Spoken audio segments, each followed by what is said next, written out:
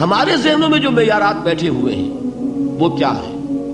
کامیابی پیسے سے ہے، کامیابی جائیداد سے ہے، کامیابی کاروبار سے ہے، کامیابی شہرت سے ہے، کامیابی اقتدار سے ہے.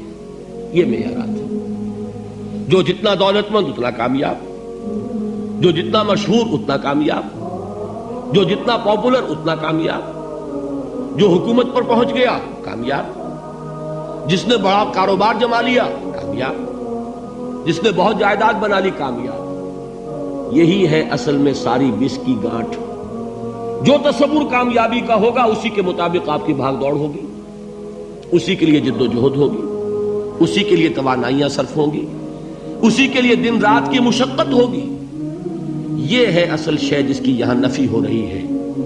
کامیابی دولت سے نہیں، کامیابی شہرت سے نہیں، کامیابی اقتدار اور طاقت اور حکومت سے نہیں، بلکہ کامیابی ہے ایمان سے، عمل صالح سے، تواصی بالحق سے، تواصی بالصبر سے.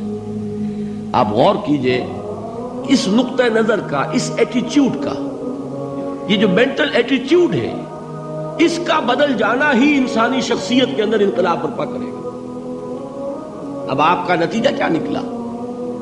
اگر تو دولت سے کامیابی ہوتی تو قارون بہت کامیاب تھا، اگر حکومت سے کامیابی ہوتی تو فرعون اور نمرود بہت کامیاب تھے. کامیابی ان سے نہیں ہے. کامیابی انسان دولت میں قارون کی دولت تک پہنچ جائے اور دنیا میں دبدبہ اور اقتدار اور سلطنت اور حکومت کے اعتبار سے وہ نمرود اور فرعون کا مقام حاصل کر لے، وہ ناکام ہے، خائب ہے، خاسر ہے، برباد ہے. اور ابو ذر غفاری کامیاب ہے، چاہے ان کے پاس کچھ نہیں تھا، جھونپڑی تک نہیں تھی، کوئی گھر نہیں تھا. حضور نے فرمایا ہے اللہ کے کچھ بندے ایسے ہوتے ہیں جو کسی محفل میں جانا چاہیں تو انہیں اجازت نہ ملے، جو کہیں اگر رشتہ کرنا چاہے کوئی ان سے رشتہ کرنے کو تیار نہ ہو، کہیں کوئی سفارش کرنا چاہے تو ان کی کوئی بات ہی نہ سنے.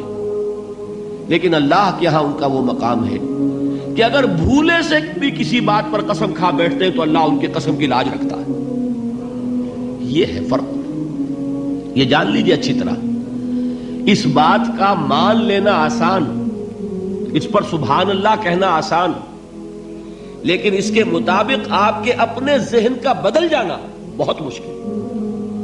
اس لیے کہ ہم متاثر ہوتے ہیں اپنے ماحول سے. وہ بڑا محل ہے، دیکھ کر ایک دفعہ جھجری آتی ہے، وہ بڑی سی 20 فٹ لمبی کار سناٹے کے ساتھ آپ کے پاس سے گزر گئی. ایک دفعہ اعصاب کے اندر ارتعاش ہوتا ہے، محسوس ہوتا ہے بڑے یہ نصیبے والے لوگ ہیں، بڑے خوش نصیب، بڑے کامیاب. حالانکہ کچھ معلوم نہیں کہ یہی سب سے بڑی بد نصیبی ہو سکتا ہے کہ یہی سب سے بڑی ناکامی ہو. اگر ذہنوں میں یہ بات بیٹھ جائے کامیابی کس شے سے.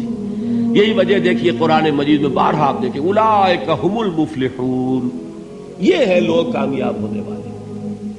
آج یہ آپ نے نماز میں وہ آیات سنی، یا ایھا الذین آمنوا ارکعوا واسجدوا واعبدوا ربکم وافعلوا الخیر لعلکم تفلحون. اے ایمان والو، رکوع کرو، سجدہ کرو، اپنے رب کی پرستش اور بندگی کرو اور اچھے کام کرو تاکہ تم کامیاب ہو جاؤ. تو کامیابی کن چیزوں سے ہے؟ یہ ہے سب سے بڑا سبق. یہ ہمارے دل میں اگر بات بیٹھ جائے، ٹھک جائے، تو زندگی بدل جائے گی. صبح و شام بدل جائیں گے، نقشے بدل جائیں گے، بھاگ دوڑ کا رنگ بدل جائے گا، ویلیو سٹرکچر بدل جائے گا. آج وہ ایک چیز نہایت اہم نظر آ رہی ہے، کل نہایت غیر اہم نظر آئے گی.